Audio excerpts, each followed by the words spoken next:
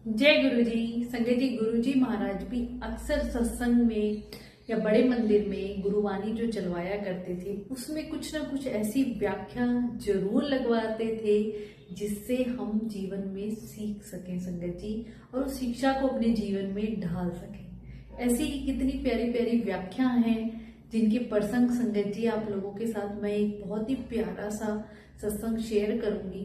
पर उससे पहले हम ये जान ले कि हम गुरुजी महाराज को जो भोग लगाते हैं, हमारे मन में भी होता है ना कि हम भगवान को जो भोग लगा रहे हैं भाव से प्यार से, क्या भगवान भी उस भोग को ग्रहण करते हैं? संगत जी, हमारा भाव और प्यार गुरुजी महाराज देखते हैं। हमारे मन में भी आता है क्या भोग लगाएं, क्या गुरुजी को ऐसा पसंद है, ये कौन सी चीज है जिनसे गुरुजी खुश होते हैं। संगत जी, इस गुरुवाणी के जरिए हमें पता चलेगा कि हमारे भगवान किस चीज के भूखे हैं, हमारे भाव के, प्यार के। और जो हम ये भोग लगाते हैं वो तो अमृत बन ही जाता है, पर उसके साथ साथ उन्हें क्या चाहिए होता है। संगत जी, एक बहुत ही प्यारा सा प्रसंग, जितनी भी ये गुरुवाणी में व्याख्या होती है संगत जी, ये अंकित है, मतलब ये सच्चाई है, जो जिसमें कोई हम ये सोचे ना कोई बनावटी किरदार होते हैं, ऐसे नहीं संगत जी। जितनी भी ये ऐतिहासिक या दसों गुरुओं द्वारा वर्णित जितनी भी एक व्याख्या गुरुवाणी में सुनाई जाती है, एक एक व्याख्या, एक एक बात सच्ची घटना पे आधारित होती है। एक बच्चा जो 13-14 साल का होगा, अब उसके परिवार में उसी पे सारी जिम्मेदारी आ जाती है। उसके फादर की डेथ हो जाती है, एक बीमार माँ होती है जिसके इलाज के लिए भी उसे पैसे जुटाने हैं, अपने घर का खर्चा भी करना है, तो वो मजदूरी करने लग जाता है। अब संगत जी, वो मजदूरी में इतने कम पैसे कमा पाता था कि एक वक्त का खाना ही बड़ी मुश्किल से वो जुटा पाते थे। अब माँ की बस एक ही इच्छा थी, वो हमेशा अपने बच्चे से कहती थी कि मेरी ना गुरु गोविंद साहिब जी हैं, गुरु भगवान, उनसे मिलने की बड़ी इच्छा है। तो जब पैसे जुट जाएंगे ना बेटा, तो थोड़ी ज्यादा मजदूरी कर, पैसे जुटा, मुझे उनके पास ले चल, मेरी बड़ी इच्छा है उनसे मिलने की। बेटा भी दिन रात मेहनत करता कि अपनी माँ की ये मैं इच्छा जरूर पूरा करूं।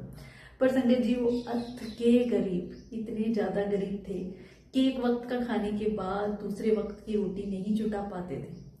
और वो बेटा जब मजदूरी करने जाता तो सुबह माँ नमक और रोटी और एक गिलास जल उसके सामने रख दिया करती, और उससे पहले उससे कहती कि तू मुझे जपजी साहिब का पाठ सुना, उसके बाद तो ये भोजन ग्रहण करना, तो ये प्रसाद है। संगत जी, वो बड़े भाव से प्यार से अपनी माँ को जपजी साहब का रोज पाठ सुनाया करता, फिर वो प्रसाद का भोग लगा के वो ग्रहण करता और फिर वो काम पे चला जाता था। ऐसे ही काफी दिन तक होता रहा, और उसके साथ जो भी उनका एक दोस्त मजदूरी करता था उसको भी उसने बताया कि मेरी माँ की ये अभिलाषा है, मैं कितनी मेहनत कर रहा हूँ पर फिर भी एक्स्ट्रा पैसे नहीं जमा कर पा रहा हूँ ताकि मैं अपनी माँ को गुरु से मिलवा सकूं। संगत जी, काफी दिन ऐसे बीत गए। फिर एक दिन ऐसा हुआ कि उसी गांव में श्री गुरु गोविंद सिंह जी आए, तो उसका दोस्त उन्हें बताता है, अरे जो तेरी माँ की इच्छा थी ना उनसे मिलने की, वो गुरु गांव में ही आए हुए हैं, तो उनसे जाके मिल और अपनी माँ की ये इच्छा पूरी कर। वो सुन के बड़ा खुश होता है और गुरु से मिलने के लिए चल पड़ता है। इतनी लंबी लाइन लगी हुई संगत जी, भगवान के दर्शन के लिए संगत पता नहीं क्या क्या भेंटे ला रही है उन्हें चढ़ाने के लिए, और वो भी लाइन में जाके खड़ा हो जाता है। और वो देखता है कई संगत बड़े महंगी महंगी भेंटे गुरु गोविंद सिंह जी को चढ़ा रहे हैं, बड़े ही भाव से प्यार से। अब वो सोचे मेरे पास तो कुछ नहीं है गुरु को देने के लिए, मैं क्या करूं। तो उसके मन में आया कि उसकी माँ एक गुड़ की रेवड़ी उसे दिया करती कि बेटा दिन में अगर भूख लगाएगी ना तो ये गुड़ की रेवड़ी और पानी पी लेना, ताकि तेरा भूख शांत हो जाए और फिर बिना भूख के भी, मतलब बिना खाए भी काम चल जाए। अब उसे वो रेवड़ी याद आई जिसमें माँ ने इतनी सारी गांठें लगा रखी थी, कहीं रास्ते में ना गिरा दे। अब माँ का प्यार तो संगत जी वैसे भी अनोखा है, अपने बच्चे की इतनी चिंता करती है ना माँ, दुनिया में कोई नहीं कर सकता है। अब उसकी बारी आई, गुरु गोविंद सिंह जी के सामने जाके खड़ा हुआ, तो गुरु गोविंद सिंह जी उसे देख के बोले, अब जो भेंटा लाया है वो तो दे दे। वो शर्म से झुका लेता है कि मैं तो कुछ ऐसी भेंटा नहीं लाया हूँ। कह रहे नहीं नहीं, जो तूने छुपा रखी है उसे तो दे दे, वो तो अंतर्यामी है संजय जी। भगवान तो सब जानते हैं कौन किस भाव से आया है, क्या लेके आया है। तो वो उस रेवड़ी को गुरु गोविंद सिंह जी के सामने रखते हैं। अब आप देखिए भगवान एक एक गांठें खोल रहे हैं उस रेवड़ी को लेने के लिए। जितनी भी गांठें उन्होंने खोली उसके सारे जीवन के कष्ट, परेशानी और जितने भी विकार, काम, क्रोध, लोभ, मोह, अहंकार वहीं खत्म हो गए संगत जी। फिर भगवान गुरु जी महाराज उनसे बोले कि मंगना है।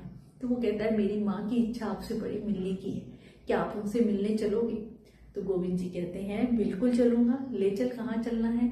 और संगत जी देखिए गुरु और वो बच्चा साथ में जा रहे हैं। सारी संगत देख के हैरान कि जिनके दर्शन के लिए इतने घंटों हम लाइन में खड़े रहते हैं, तरसते हैं, वो कैसे किसी संगत के घर इतने प्यार से जा रहे हैं। उसके हाथ पे कंधा रख के भगवान की माया, लीला, अपरंपार, जहाँ सच्ची भक्ति और प्रेम होता है ना संगत जी, भगवान भी विवश हो जाते हैं। अब आप देखिए उनके पास पैसे नहीं थे गुरु तक पहुंचने के लिए, पर जो प्यार से भाव से याद करते हैं ना, गुरु अपने दर्शन देने खुद उनके घर आते हैं। क्योंकि संगत जी गुरु जी महाराज भी कई बार कहा करते ना, कई लोग गुरु जी को देख के कहते हैं कि अमीरों के गुरु हैं या ये, तो गुरु जी कहते हैं अमीर तो खुद परेशान होके मेरे पास आते हैं, पर जो मजदूरी करता है, गरीब है, एक दिन की मजदूरी नहीं छोड़ सकता है, अपना पेट कैसे पालेगा, उसके पास पैसे नहीं है मेरे पास आने के, पर मैं उसको ब्लेस करने खुद जाता हूँ। तो ऐसे ही गुरु गोविंद जी उस बच्चे के साथ जा रहे हैं और पूरे गांव में मतलब देख रहे हैं लोग, और उसकी माँ को भी पहले ही सूचना दे दी कि आपको पता है आपका बेटा गुरु के साथ आ रहा है। वो माँ इतनी खुश होती है, कहीं चारपाई बिछाती है, उस पर आसन लगाती है, तैयारी करती है, और जैसे ही गुरु गोविंद सिंह जी आते हैं उनका स्वागत करती है, उन्हें जल पिलाती है और फिर कहती है कि अब घर में क्या था संगत जी, सूखी वो रोटी और नमक, वही उनके सामने भेंट में रख देते हैं कि आप ये खा लीजिए। अब गुरु गोविंद सिंह जी कहते हैं कि मैं ये नहीं खाऊंगा, मैं तो वो खाऊंगा जो तुम माँ बेटे मुझे रोज खिलाते हो। अब माँ बेटे की तरफ देखे, बेटा माँ की तरफ, कि हम तो रोज यही खिलाते हैं और तो हमारे पास कुछ है भी नहीं, अब हम क्या दें? कह रहे नहीं नहीं, जो तुम रोज खिलाते हो मैं वही खाऊंगा। अब वो हैरान कि हम तो यही रोज आपको खिलाते हैं, हमारे पास तो यही है, हम तो एक वक्त का खाना भी बड़ी मुश्किल से जुटा पाते हैं। तो संगत जी भगवान की लीला देखिए। गुरुजी महाराज कहते हैं कि तुम्हें पता है, तुम बड़े प्यार से, भाव से जो जपजी साहिब का पाठ करते हो, मैं तो उसका भूखा हूँ, तुम्हारी प्रार्थना का भूखा हूँ, वो मुझे सुनाओ, वो मैं सुनूंगा। संगत जी भाव और प्यार में कितनी शक्ति है। अब वो हैरान कि हम तो यूं ही जपजी साहिब का पाठ करते थे, हमें क्या पता कि गुरु रोज यहाँ हमारा पाठ सुनने आते हैं, उन्हें ये सब पता है कि उनके लिए हम ये पाठ कर रहे हैं। और संगत जी जैसे जैसे वो पाठ बच्चा प्यार से, भाव से करता है, गुरु गोविंद सिंह जी एक एक बाइट वो भोग की लेते हैं और ग्रहण करते हैं। उस वक्त भी जब माँ अपने बेटे से प्यार से, भाव से वो पाठ सुना करती, भगवान वहां मौजूद होते हैं संगत जी। अब हम भी चाहे ना गुरु जी के सामने मंत्र जाप करते हैं, शिव पुराण पढ़ते हैं या कोई भी गुरुवाणी सुनते हैं, तो गुरु जी इस वक्त वहां मौजूद होते हैं। हम पाठ कर नहीं सकते हैं, वो करवा रहे हैं और वो सुन रहे हैं, इसी वजह से आप कर पाते हैं संगत जी। क्योंकि आप देखिए गुरुजी से जुड़ने से पहले हमने कभी ना जपजी साहिब का पाठ, ना ये जितने भी इस पाठ है, सुखमनी पाठ कभी नहीं किए, कि हमें लगता था ये तो सिख धर्म के पाठ है, हम क्यों करें। पर गुरुजी महाराज अब हमसे करवा रहे हैं, गुरुवाणी सुनवा रहे हैं, शिव पुराण पढ़वा रहे हैं, तो समझ लीजिए गुरुजी वहां विद्यमान होते हैं, वो खुद भी सुन रहे होते हैं, और यही असली भोजन है, यही उनका भाव है, उसी को वो ग्रहण करते हैं। तो केवल एक पदार्थ का भोग हम लगाएं संगत जी, वो जरूरी नहीं है। हम अपने भगवान के सामने बैठ के जो अरदास लगाते हैं, जो प्यार करते हैं उनसे, उन्हें याद करते हैं, गुरुवाणी सुनते हैं, मंत्र जाप करते हैं, उसका भोग भी वो लगाते हैं, उसे भी वो सुनते हैं। आपने कई बार ये सुनी होगी ना कि एक भक्त होता है, वो बार बार अपने गुरु के पास जाता, प्रार्थना करता, उनके लिए भजन गाता। अब वो रोज दर्शन की अभिलाषा करता, पर गुरु उन्हें दर्शन नहीं देते, चुपके से उसे देख रहे होते थे। तो उसके मन में आता है मैं इतनी प्रार्थना करता हूँ, भगवान कभी सामने नहीं आते। तो एक दिन सामने आए, फिर बोले कि मैं इतने दिनों से आपको प्रार्थना कर रहा हूँ, आपके लिए भजन गा रहा हूँ, ये पाठ कर रहा हूँ, आप कभी दर्शन देने नहीं आते। तो वो कहते हैं तुझे पता है, मुझे पता था कि जिस दिन मैं तेरे सामने आ जाऊंगा फिर तू ये प्रार्थना नहीं करेगा, और तेरी ये प्रार्थना, तेरा ये पाठ मुझे इतना अच्छा लगता है जो तू मेरे लिए गाता है, मुझे याद करता है ना, कि मैं इसके बिना रह नहीं पाता। इसीलिए मैं तुझे दर्शन नहीं देता था कि तू बार बार ये पाठ करे, बार बार ये जाप करे, मुझे याद करे। तो संगत जी, भगवान का प्यार छुपा होता है। हम उन्हीं का मंत्र जाप करके शिव पुराण जब भी हम पढ़ते हैं ना, तो गुरुजी वहाँ विद्यमान होते हैं, वही हमसे पढ़वा रहे हैं, वही उस चीज को सुन भी रहे हैं। तो आप इस बात का ध्यान रखें, क्योंकि जितनी भी मेटेरियलिस्टिक चीजें हैं गुरुजी खुद कहा करते, तनु की लगता है कि मैं मतलब ऐसे भोजन खाता हूँ, ये तो मैं मनुष्य शरीर में आया हूँ इसीलिए, केवल तुम्हारे कल्याण के वास्ते के लिए। और वो तो भोग भी लगाते हैं तो हमारे कल्याण के लिए, कि वो भोग अमृत बन जाता है हमारे लिए। उन्हीं की सब कुछ चीजें दी हुई हैं, उनको हम क्या ही भेंट कर सकते हैं, कुछ भी नहीं संगत जी। जितने भी ये खाने के पदार्थ हैं, जितनी भी मेटेरियलिस्टिक चीजें हैं, एक फूल भी हम उन्हें नहीं दे सकते, क्योंकि सब कुछ उन्हीं का है। हाँ, हम अपना कुछ दे सकते हैं, तो अपने विकार, अपना अहंकार, अपनी मैं, और अपने दिल से प्रभु को याद करके, उनके मंत्र का जाप करके, गुरुवाणी सुन के, कोई पाठ करके उस गुरु के लिए करें ना संगत जी, वो हमारा अपना है, जिसे हम अपने भगवान के चरणों में अर्पण कर सकते हैं। और जिस भाव और प्यार के वो भूखे होते हैं उसी को वो स्वीकार करते हैं। अब आप देखिए ना, गुरु महाराज कैसे, आंटी जो इतना प्यार उन्हें करती थी, हर पल याद करती थी, मन में एक अभिलाषा थी उनसे मिलने की, तो कैसे खुद उस बच्चे के साथ उनके घर चले जाते हैं और भाव से वही पाठ सुनते हैं जो रोज वो उन्हें सुनाया करते थे।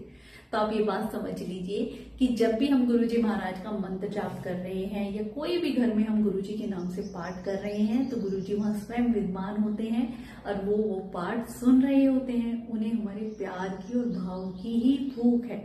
बाकी चाहे हम किसी भी नियम या वहमों में ना पड़े कि आज ये भोग लगाना है, ये करना है, गुरुजी महाराज इन चीजों से खुश होते हैं संगत जी। यही गुरुवाणी की व्याख्या गुरुजी बार बार इसलिए सुनवाया करते थे, ताकि संगत को भगवान का असली प्यार समझ आए। किसी भी प्रकार के वहमों में, नियमों में, भ्रमों में, या हम इस दिखावे में ना पड़े। गुरुजी महाराज अपने टाइम में भी जब भी जो भक्त सच्चे दिल से उन्हें पुकारा करता ना, गुरुजी वहां पहुंच जाया करते थे संगत जी। ऐसे ही एक चाय बनाने वाले अंकल अपने घर में गुरुजी महाराज को बुलाते हैं, और इतने गरीब होते हैं, अत के गरीब, उनके घर में कुछ भी नहीं होता है, वहां पे गुरुजी खुद उससे कह के जाते हैं मैं तेरे घर आवांगा, संगत को ले जाते हैं। और वो कहते नहीं, एक अंगीठी सी, और उसमें वो चाय बनाता है, पेट्रोल से जलती है, और वो तो उसमें भी चाय में भी स्मेल हो जाती है, पर भाव से गुरुजी उसे ग्रहण करते हैं। और आपने ये गुरुजी का सत्संग सुना ही होगा कि एक ढाबे पे जहाँ गुरुजी महाराज चाय पीते हैं, कितने महंगे महंगे रेस्टोरेंट को छोड़ के उसी ढाबे पे कार रुकवाते हैं, क्योंकि वहां उनका भक्त बैठा था, जो किसी भी मजबूरी से या पैसे की तंगी के कारण उनसे मिलने नहीं आ सकता था, तो उनसे मिलने खुद गुरुजी गए संगत जी। तो भगवान हमारे, सारी संगत उनके लिए बराबर है। और जो दिल से, सच्चे मन से गुरुजी को पुकारता है ना, गुरुजी उससे मिलने जरूर जाते हैं, उसे ब्लेस करने जरूर आते हैं संगत जी। तो अपना भाव, अपना प्यार अपने गुरु के प्रति इतना सच्चा रखिए कि वो हर पल हमारे साथ हैं और हमें ब्लेस कर रहे हैं। जब भी हम उनकी याद करते हैं ना, तो हमारे आसपास ही होते हैं। ये भाव रखिए, ये प्यार रखिए। गुरुजी महाराज की लीला या परम्पार है संगत जी। भगवान गुरु हमारे किस, मतलब एक कहते हैं निर्मल मन, बस अपनी मैं छोड़ के, अपनी इंटेलिजेंसी, अपने बट किंतु जितने भी डाउट हैं सब छोड़ के बस उस रब के भरोसे बैठ जाओ। वो आते हैं और हमें ब्लेस करते हैं। शुक्राना मेरे मालिक।